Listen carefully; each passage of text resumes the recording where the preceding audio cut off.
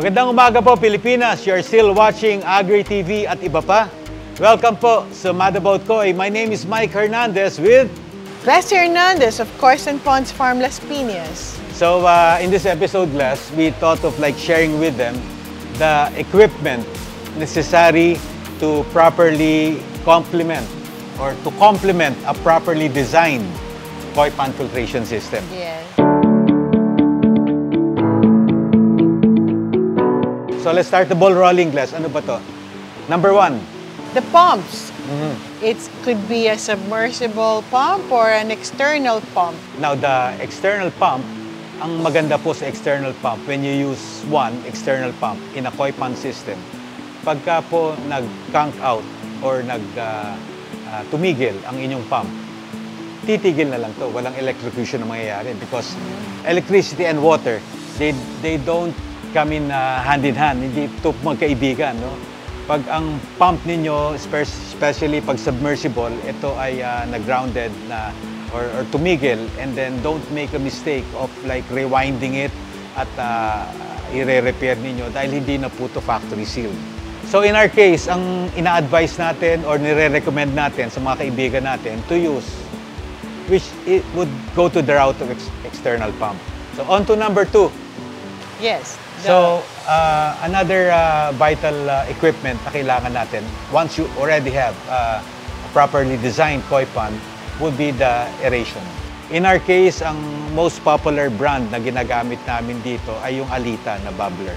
Kasi meron po kaming nakukuhang spare parts ng pump na to. The diaphragm, you could change it. So, it will last longer too. And besides that, some people kasi, when they have waterfalls like that, it's a good aesthetic, but it doesn't replace an aerator in your pond.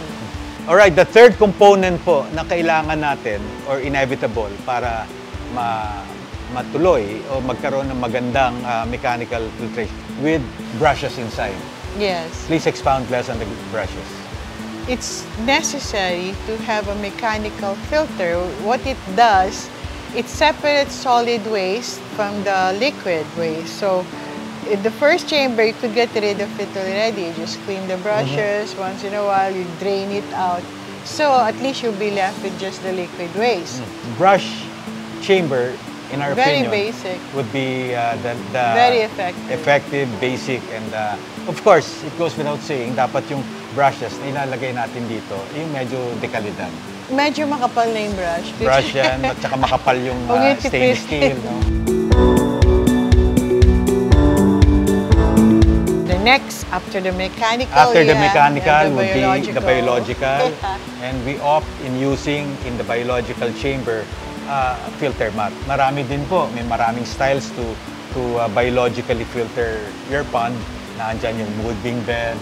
It's a nitrification cycle. So from ammonia, it breaks down to nitrites, it breaks down to nitrates, and then goes back to the pond. Because nitrates goes back to the pond, it's the tolerable form that kois could tolerate. So onto the last chamber. Yes. Onto the last filtration system. So, nandun na po tayo, na-filter na natin to mechanically, biologically. Tapos sa dulo na po, ito na yung collecting chamber for the pump to suck the water back, throwing it sa pond.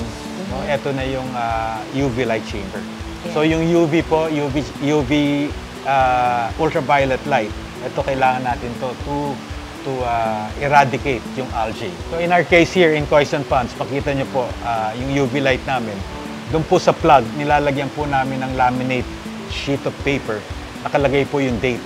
Just to remind us na after 6 months yung date na yon, pag nakita nila, kailangan palitan ng UV because the UV light will still be lighted pero hindi na po, wala na pong work to. And the purpose of the UV light is to make the water clearer by disrupting the reproduction of this unicellular planktons called algae.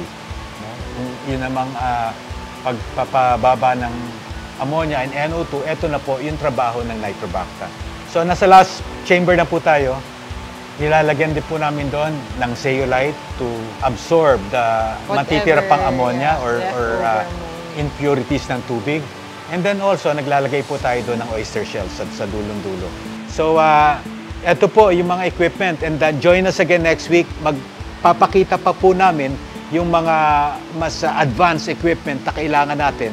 Paano po mapaganda or ma-complement ang properly designed koi pond filter. This is Mike Hernandez, dito po sa Kois and Ponds with Glasser Hernandez of Kois and Ponds Farmless Peanuts. Join us again next week. Kita-kits. Bye-bye. Bye!